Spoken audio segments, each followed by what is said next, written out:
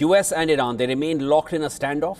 President Trump is escalating the rhetoric, doing it all online though. In a social media blitz, the American leader flooded Truth Social with a series of aggressive posts, and now these also include AI-generated war imagery, and they are all targeting Iran.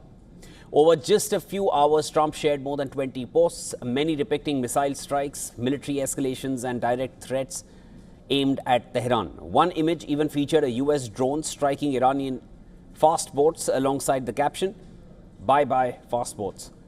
One image showed Iran covered by a giant American flag with arrows pointing towards the country from every direction, appearing to suggest that Iran was surrounded. But in reality, most Gulf nations have avoided openly joining the conflict, at least so far. Reports have suggested otherwise, but no official confirmation of our military involvement from any of the Gulf nations. And this is despite repeated Iranian strikes across the region. The online barrage came shortly after Trump issued another direct warning to Tehran. Posting on Truth Social, Trump wrote, and I quote here, "For Iran, the clock is ticking. They better get moving fast or there won't be anything left of them." Now, this clock is ticking rhetoric. This is not the first time Trump has delivered an ultimatum to Iran. Even last year, Trump had issued a similar warning to Iran over its nuclear program. A month before the current war started, the US president had warned Iran that time is running out. It is truly of essence. This was really in the context of arriving at a nuclear deal. Since he has been issuing similar warnings and ultimatums, then on the 23rd of April, he wrote, "The clock is ticking." And now he has repeated that same message. Tehran is now responding with warnings of its own. Senior Iranian military advisor, Major General Mohsen Rezai, warned the United States to back off, saying the Gulf of Oman could become a graveyard for American ships. He also described the US naval blockade as an act of war, saying Iran has a right to response. The war, which began after major US and Israeli strikes on Iran on the 28th of February, has pushed the region deeper into crisis. Peace talks remain stalled. Even now, energy prices continue to climb, and tensions around the Strait of Hormuz are only intensifying. Meanwhile, a new poll suggests most Americans remain deeply uncertain about this crisis. Only 31% say that they understand what is really happening in the Strait of Hormuz on a day-to-day basis. At the same time, frustration over Trump's economic policies appear to be growing. Two-thirds of Americans surveyed say that his policies are hurting the economy in the short term, while at least half believe the damage could be long-lasting.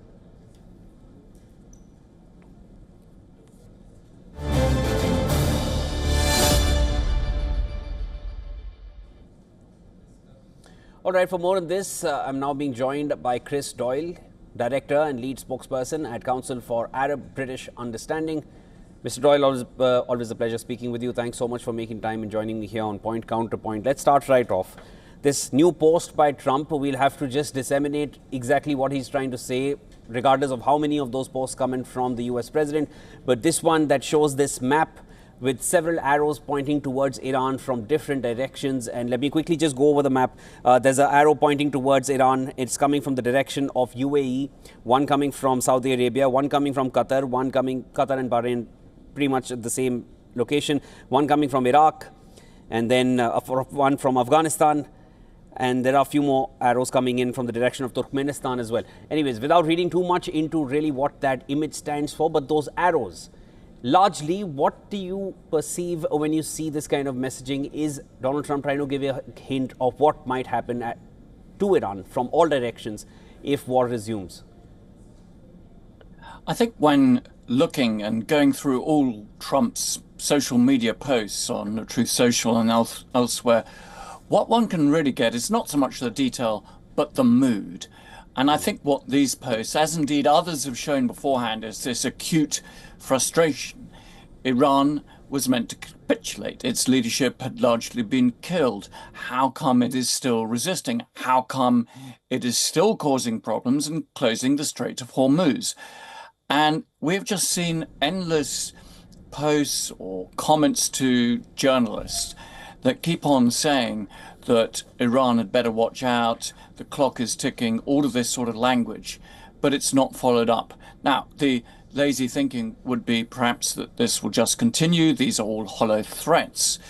But at some stage, of course, and it'll be very hard to predict when, given the nature of this president, it could well be that he opts for a resumption of full-scale military hostilities on Iran. Now, in my view, there could be certain options. He could go all in. He could go for a really major bombardment that lasts weeks, perhaps involving some use of ground troops taking Kharg Island. But I think actually more likely would be a 3-4 day series of very potent strikes, followed by a pause. And I think this would fit in of his tactic, you can't call it a strategy, of just trying to say to Iran, do you want more of this? Make a deal, because otherwise this is not going to go away. It really is, showing actually huge signs of American weakness.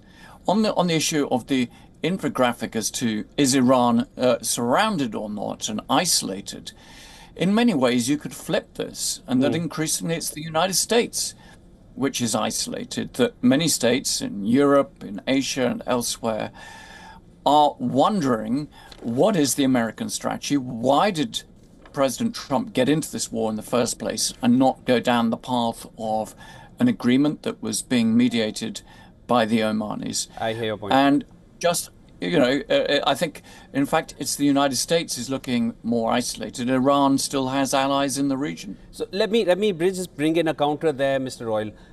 As far as US seeming isolated, true. Who stands with US at this point in this war is just been Israel.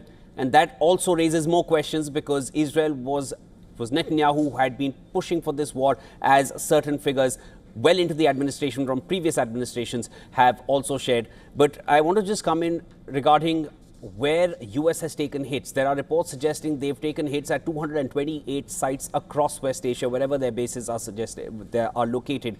A lot of their own Gulf allies are looking beyond American air defenses to safeguard themselves.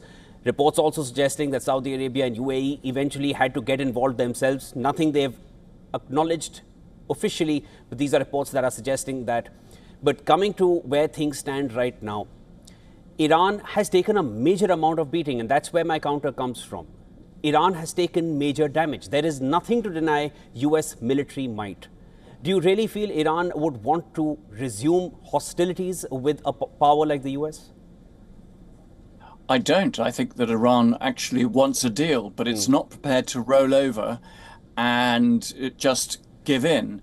I think the Iranians have certain key demands. One is that, this will be the end of it. They don't want to have a situation. Remember that the Israelis started a war against them last June, that the Americans then joined. So we've then had the war that started on the 28th of February. They don't want a situation where there's a roll-on, roll-off element to these wars. So they want an end to that. The Iranians also want a degree of sanctions relief, and that's why they're charging ships to go through the Strait of Hormuz as a means to pay for the reconstruction of that colossal amount of damage. I mean, there is no issue here of one of these sides actually winning. It's degrees of losing. Let's be utterly clear about this, that the moment this war started, they led to massive physical destruction, economic destruction, environmental destruction, but also set back chances of this region healing in some sort of way, because, of course, all the animosities that have erupted out of this. You're right to point out Saudi Arabia and United Arab Emirates, for example, have, become more hawkish. They did not want this war, but they are also not prepared to take hit after hit from Iran, ballistic missiles and drone attacks. So all of this points to, actually, I would say that both the US and Iran have lost. They don't see it like that. But I think as an outsider looking in, you're wondering, what either side really gains at the end of all of this, because the United States, I think, has demonstrated weakness. I think it's demonstrated a contempt for its allies, whereas Iran has, as you say, been really hit so hard by this combined American-Israeli aggression. And Mr. Doyle, let me also bring in another perspective there. Just going back to 2023, the world had never seen a direct conflict, a military conflict between Israel and Iran. It was largely through militias backed by Iran. 2023 ends, 2024, we see that starting to erupt. And then you have two exchanges between Israel and Iran directly, one in which the US also gets involved. And then you come towards 2026, where the US is the one starting the campaign against, or the war with Iran. And now you see West Asia largely getting involved.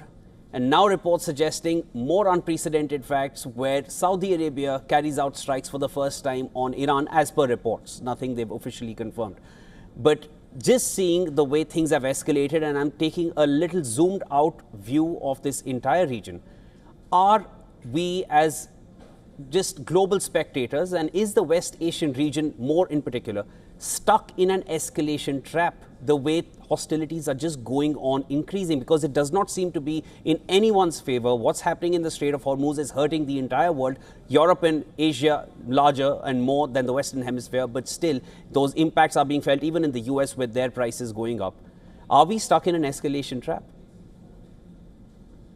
It's hard to know. I mean, to be honest, this could all end very quickly. President Trump is also very capable of making a deal, by the way, that could be quite weak in terms of what the historic US and Israeli positions are towards Iran. But I think that he's got midterm elections coming up, and so there could be a diplomatic exit out of it. It's really not impossible. So it's not all so gloomy. One wonders behind the scenes with that summit between President Xi and President Trump in Beijing, whether there were some tacit agreements about how to resolve all of this, because yes, it's not really ultimately in anyone's interests, and including in West Asia. You have also, though, we haven't really discussed this, the issue of Israel. Now, Israel has a different agenda to the United States, and this is something I think that is not focused enough on.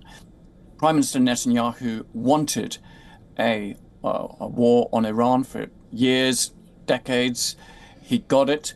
His aim is not so much about regime change, but regime collapse. He wants to see an Iran that perhaps is divided, weakened, turning in on itself. He is not interested in the sort of elements that perhaps President Trump is interested, which is more business transactions, that the United States and Iran start trading with each other, that Iran's oil and gas resources are, come more into the American orbit, and it's under their control more, in a way that President Trump sees that to be the case with Venezuela. Yeah, and just coming in there, Mr. Doyle, regarding why and how beneficial this has been for anyone, there is a counter that comes in from the American side, keeping all reported aspects aside.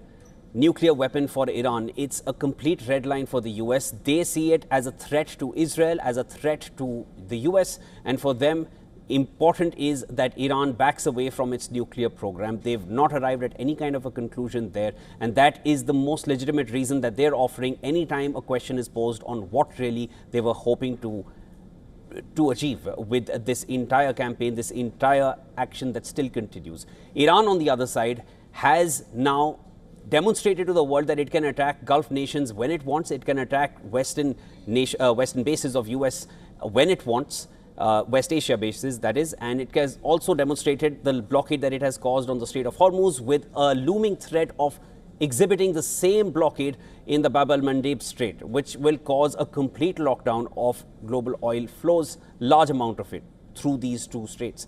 We'll need to wait and watch how this one goes, because both sides have cards that they've not fully utilized yet, but both are taking a good amount of damage. Iran more in terms of their infrastructure, US in terms of their economy, and of course more for the Trump administration with the midterms coming in. A lot of cards yet to be dealt, but a lot of geopolitics taking place, emerging from West Asia. Thanks so much, Mr. Doyle, for joining us. There will be more to discuss. Let's wait and watch how this one plays out between US and Iran. Thanks for having me.